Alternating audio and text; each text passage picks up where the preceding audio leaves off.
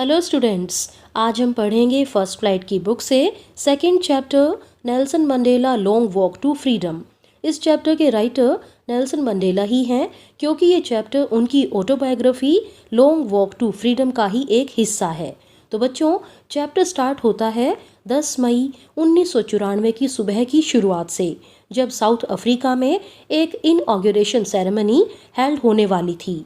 उस दिन की सुबह बहुत ही ब्राइट थी, चमकदार थी, और इस सेरेमनी में 140 से भी ज़्यादा देशों के लीडर्स साउथ अफ्रीका में इकट्ठे हुए थे।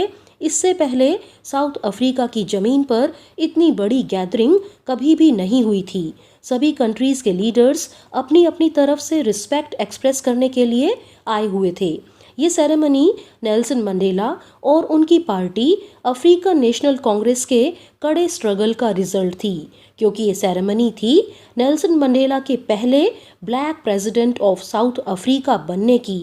इससे पहले साउथ अफ्रीका में किसी भी ब्लैक मैन को, डार्क स्किन वाले आदमी को इतना रिस्पेक्ट कभी भी नहीं मिला था, क्योंकि वहाँ पर अपार्टाइड की पॉलिसी को अपनाया जाता था। वहाँ पर रेस के आधार पर भेदभाव किया जाता था, जिसके अकॉर्डिंग वाइट पीपल को सारे राइट्स दिए जाते थे, उनको हर तरह की फ्रीडम थी, लेकिन डार्क स्किन वाले लोगों को कोई भी राइट्स नहीं मिलते थे। और इसी भेदभाव के खिलाफ एक लड़ाई चली, जिसमें नेल्सन मंडेला ने अपनी ज़िंदगी के 30 साल जेल में बिताए थे। और इतने कड़े स्ट्रगल के बाद 1994 में जब पहली बार साउथ अफ्रीका में डेमोक्रेटिक इलेक्शन हुए, तो उसमें नेल्सन मंडेला की पार्टी ANC ने 400 में से 252 सीट जीतकर विजय हासिल की। 10 मई 1994 को Nelson Mandela first black president की प्लेज लेने वाले थे। ये सेरेमनी प्रिटोरिया में यूनियन बिल्डिंग्स द्वारा बनाए गए सैंडस्टोन एम्फी थिएटर में हुई थी। एम्फी थिएटर का मतलब एक ऐसा बिल्डिंग जिसकी रूफ नहीं होती। उस दिन मंडेला की बेटी जिनानी उनके साथ थी। सबसे पहले मिस्टर डी क्लर्क ने सेकंड डेप्यूटी प्रेसिडेंट की शपथ ली, फिर थैबो मबैकी ने फर्स्ट डेप्यूटी प्रेसिडेंट की शपथ ली, और उसके बाद बारी आई नेल्सन मंडेला की। उन्होंने शपथ ली कि वो हमेशा अपने कॉन्स्टिट्यूशन की गरिमा को बनाए रखेंगे, हमेशा अपने देश के लोगों की भलाई में लगे रहेंगे।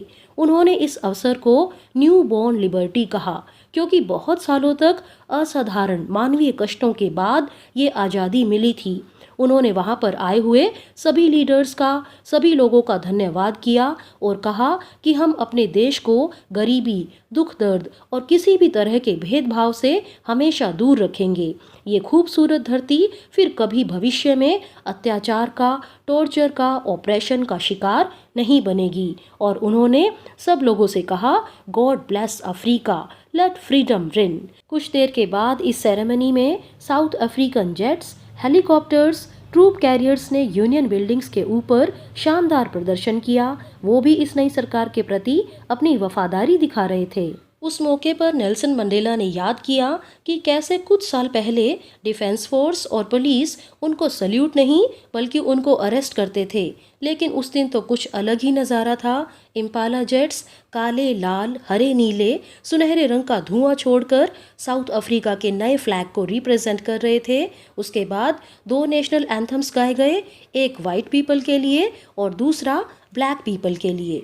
उस इनॉग्रेशन के दिन मंडेला को पास्ट की सारी बातें याद आ रही थी।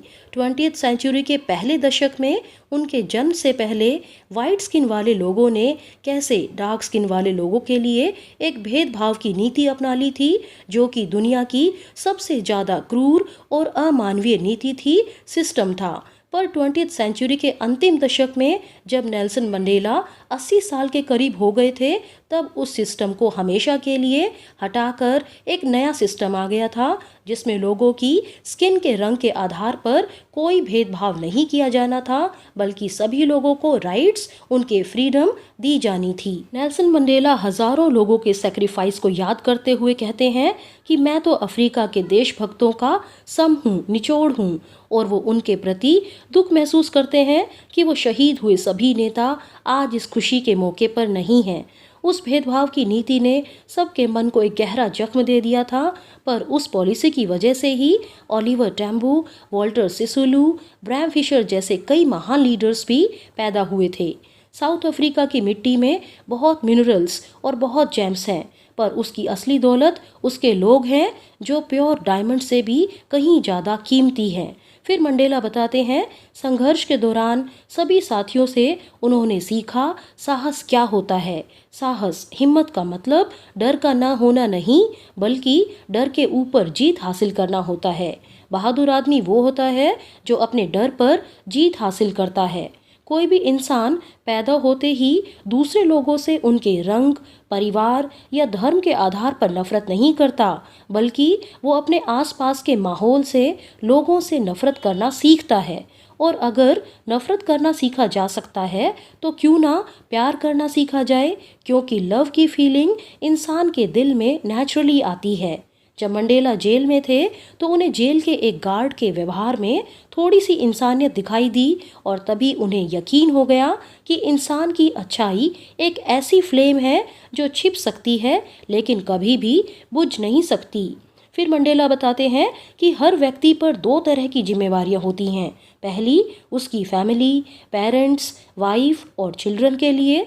दूसरी उसकी जिम्मेवारी होती है अपनी कम्युनिटी, अपनी कंट्री के लिए। एक सभ्य समाज में तो व्यक्ति दोनों तरह की जिम्मेवारियों को निभा सकता है, पर साउथ अफ्रीका जैसे देश में मंडेला जैसे डार्क स्किन वाले लोगों के लिए ये काम इम्पॉसिबल था, क्योंकि ऐसे व्यक्तियों को अलग से सजा दी जाती थी, उसे अपने परिवार और घर से अलग करके एक अलग ही जिंदगी जीने के लिए मजबूर कर दिया जाता था। जब मंडेला ने डार्क स्किन वाले अपने सभी लोगों के प्रति जिम्मेवारी निभानी शुरू की तो उनको एक बेटे, एक भाई, एक पति और एक पिता की जिम्मेवारी निभाने से रोक दिया गया था। उसके बाद मंडेला बताते हैं कि कैसे उनको बचपन में फ्रीडम मिलती थी। जब वो छोटे थे तो महसूस करते थे कि वो फ्री हैं, आज़ाद हैं। खेतों में दौड़ना, गांव के पास बहने वाली नदी में तैरना, धीरे धीरे चलते हुए बैलों की सवारी करना, ये मस्ती वाले काम वो खूब करते थे। लेकिन जब वो थोड़े बड़े हुए तो उनको लगा कि उनकी पर्सनल लाइफ में जो फ्रीडम होनी चाहिए वो उनको नहीं मिल रही। वो चाहते थे रात को घर से बाहर रुकें, अपनी मर्जी से किसी भी जगह जाएं, अपनी मर्जी की बुक्स पढ़ें, शादी करें, पैसे कमाएं। एक आम इंसान को कानून के दायरे में रहकर जो फ्रीडम मिलनी चाहिए वो फ्रीडम उनको भी चाहिए थी। लेकिन धीरे धीरे उन्होंने महसूस किया कि केवल वो ही नहीं बल्कि उन जैसे कई लोगों को ये फ्रीडम नहीं मिल रही थी। और उस समय उन्होंने African national Congress party join की, क्योंकि उनकी अपनी आज़ादी की भूख अब लोगों की आज़ादी की भूख में बदल गई थी। इसी आज़ादी की भूख ने, इच्छा ने मंडेला जैसे एक डरे हुए यंग मैन को लीडर बना दिया। अब वो कानून का पालन करने वाले नागरिक नहीं बल्कि एक विद्रोही बन गए। वो फैमिली को प्यार करने वाले एक हस्बैंड की जगह बेघर होकर एक मोंक की तरह अपनी लाइफ बिताने लग गए थे, क्योंकि उनके लिए किसी भी व्यक्ति की आज़ादी को छीने जाने का मतलब था उनकी अपनी खुद की आज़ादी छीन जाना। और इस तरीके से चैप्टर के एंड में भी एक बहुत ही इम्पोर्टेंट बात आती है। वो कहते हैं कि ओप्रेसर और ओप्रेस्ड दोनों को ही फ्री कर देना चाहिए, दोनों को ही लिबरेट कर देना चाहिए।